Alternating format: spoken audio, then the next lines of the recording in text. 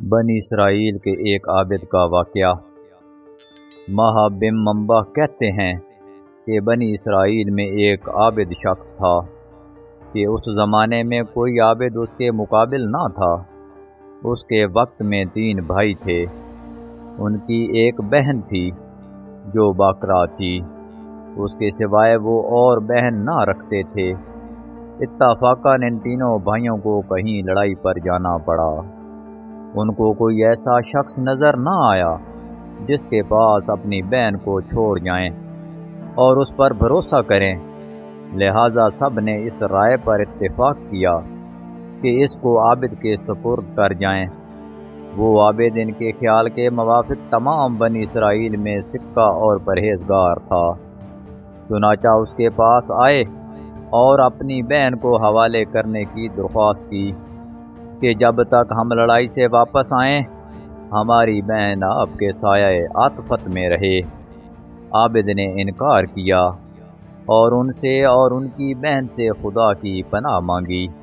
وہ نہ مانے اور اصرار کرتے رہے کہ ان کی بہن کو اپنی نگرانی میں رکھنا منظور کر لیں، حتیٰ کہ عابد نے ان کی درخواست کو منظور کر لیا اور کہا کہ اپنی بہن کو میرے عبادت خانے کے سامنے کسی گھر میں چھوڑ جاؤ۔ انہوں نے ایک مکان میں اس کو لا اتارا اور چلے گئے۔ وہ لڑکی عابد کے قریب ایک مدت تک رہتی رہی۔ عابد اس کے لیے کھانا لے کر چلتا تھا اور اپنے عبادت خانے کے دروازے پر رکھ کر کباڑ بند کر لیتا تھا اور واپس اندر چلا جاتا تھا اور لڑکی کو آواز دیتا تھا اور وہ اپنے گھر سے آ کر لے جاتی تھی۔ راوی نے کہا کہ پھر شیطان نے عابد کو بہکانا شروع کیا، ابتدا اور اس کو خیر کی ترغیب دیتا رہا اور لڑکی کا دن میں عبادت خانے تک آنا اس پر گراں ظاہر کرتا رہا کہ کہیں ایسا نہ ہو کہ یہ لڑکی دن میں کھانا لینے کے لیے گھر سے نکلے اور کوئی شخص اس کو دیکھ کر اس کی عصمت میں رخنہ انداز ہو۔ بہتر یہ ہے کہ اس کا کھانا لے کر اس کے دروازے پر رکھ آیا کریں، اس پر اجر عظیم ملے گا۔ غرض یہ کہ عابد کھانا لے کر اس کے گھر جانے لگا۔ بعد ایک مدت کے پھر شیطان اس کے پاس آیا اور اس کو ترغیب دی اور اس بات پر ابھارا کہ اگر تو اس لڑکی سے بات چیت کیا کرے تو تیرے کلام سے مانوس ہو، کیونکہ اس کو تنہائی سے سخت وحشت ہوتی ہے۔ شیطان نے اس کا پیچھا نہ چھوڑا حتیٰ کہ وہ عابد اس لڑکی سے بات چیت کرنے لگا۔ اپنے عبادت خانے سے اتر کر اس کے پاس آنے لگا۔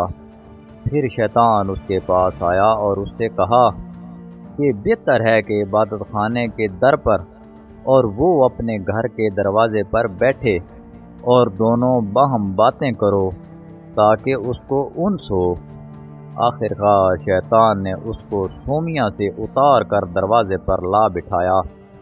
لڑکی بھی گھر سے دروازے پر آئی۔ عابد باتیں کرنے لگا۔ ایک زمانے تک یہ حال رہا۔ شیطان نے عابد کو پھر کار خیر کی رغبت دی اور کہا بہتر ہے کہ خود لڑکی کے گھر کے قریب جا کر بیٹھیں اور ہم کلامی کریں، اس میں زیادہ دلداری ہے۔ عابد نے ایسا ہی کیا۔ شیطان نے پھر تحصیل ثواب کی رغبت دی اور کہا کہ اگر لڑکی کے دروازے سے قریب ہو جائیں تو بہتر ہے تاکہ اس کو دروازے تک آنے کی بھی تکلیف نہ اٹھانی پڑے۔ عابد نے یہی کیا کہ اپنے سومیے سے لڑکی کے دروازے پر آ کر بیٹھتا تھا اور باتیں کرتا تھا۔ ایک عرصے تک یہی کیفیت رہی۔ شیطان نے پھر عابد کو ابھارا کہ اگر عین گھر کے اندر جا کر باتیں کیا کریں تو بہتر ہے تاکہ لڑکی باہر نہ آوے اور کوئی اس کا چہرہ نہ دیکھ پائے۔ غرض عابد نے شیوہ اختیار کیا کہ لڑکی کے گھر کے اندر جا کر دن بھر اس سے باتیں کیا کرتا اور رات کو اپنے سومیے میں چلا آتا۔ اس کے بعد شیطان اس کے پاس آیا اور لڑکی کی خوبصورتی اس پر ظاہر کرتا رہا یہاں تک کہ عابد نے لڑکی کے زانوں پر ہاتھ مارا اور اس کے رخسار کا بوسہ لے لیا۔ پھر روز بروز شیطان لڑکی کو اس کی نظروں میں آرائش دیتا رہا اور اس کے دل میں غلبہ کرتا ہے، حتیٰ کہ وہ اس سے ملوث ہو گیا اور لڑکی نے حاملہ ہو کر ایک لڑکا جنا۔ پھر شیطان عابد کے پاس آیا اور کہنے لگا کہ اب بتاؤ کہ اگر اس لڑکی کے بھائی آ گئے اور اس بچے کو دیکھا تو تم کیا کرو گے؟ میں ڈرتا ہوں کہ تم ذلیل ہو جاؤ یا وہ تمہیں رسوا کریں۔ تم اس بچے کو لو اور زمین میں گاڑ دو۔ یہ لڑکی ضرور اس معاملے کو اپنے بھائیوں سے چھپائے گی، اس خوف سے کہیں وہ نہ جان لیں کہ تم نے اس کے ساتھ کیا حرکت کی۔ عابد نے ایسا ہی کیا اور لڑکے کو زمین میں گاڑ دیا۔ پھر شیطان نے اس سے کہا کہ کیا تم یقین کرتے ہو یہ لڑکی تمہاری ناشائستہ حرکت کو اپنے بھائیوں سے پوشیدہ رکھے گی؟ ہرگز نہیں، تم اس کو بھی پکڑو اور ذبح کر کے بچے کے ساتھ دفن کر دو۔ غرض اس عابد نے لڑکی کو ذبح کیا اور بچے سمیت گڑھے میں ڈال کر اس پر ایک بڑا بھاری پتھر رکھ دیا اور زمین کو برابر کر کے اپنے عبادت خانے میں جا کر عبادت کرنے لگا۔ ایک مدت گزرنے کے بعد لڑکی کے بھائی لڑائی سے واپس آئے اور عابد کے پاس جا کر اپنی بہن کا حال پوچھا۔ عابد نے ان کو اس کے مرنے کی خبر دی۔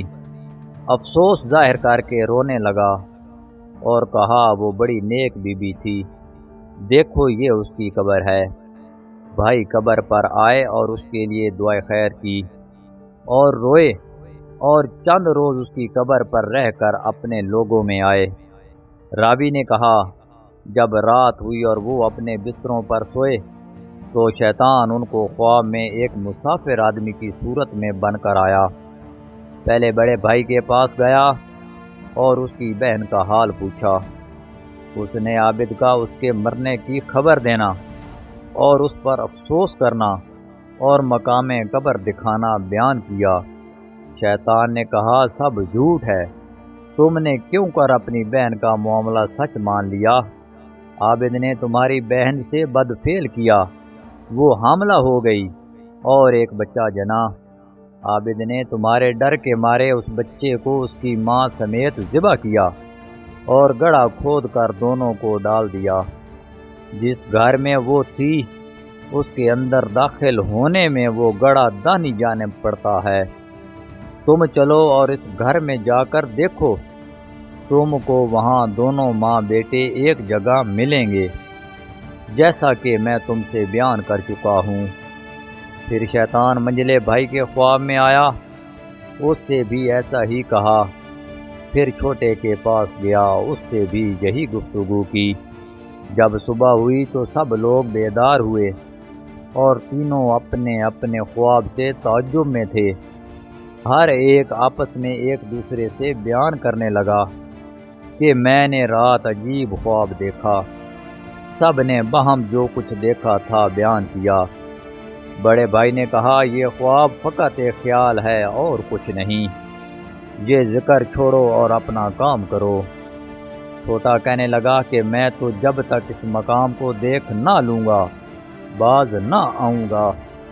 تینوں بھائی چلے جس گھر میں ان کی بہن رہتی تھی، آئے دروازہ کھولا اور جو جگہ خواب میں بتائی گئی تھی تلاش کی اور جیسا ان سے کہا گیا تھا اپنی بہن اور اس کے بچے کو ایک گڑھے میں ذبح کیا ہوا پایا۔ انہوں نے عابد سے کل کیفیت دریافت کی۔ عابد نے شیطان کے اس قول کی اس فعل کے بارے میں تصدیق کی۔ انہوں نے اپنے بادشاہ سے جا کر شکایت کی۔ عابد سومیے سے نکالا گیا اور اس کو دار پر کھینچنے کے لیے لے چلے۔ جب اس کو دار پر کھڑا کیا تو شیطان اس کے پاس آیا اور کہا کہ تم نے مجھے پہچانا؟ میں ہی تمہارا وہ ساتھی ہوں جس نے تم کو عورت کے فتنے میں ڈال دیا، یہاں تک کہ تم نے اس کو حاملہ کر دیا اور ذبح کر ڈالا۔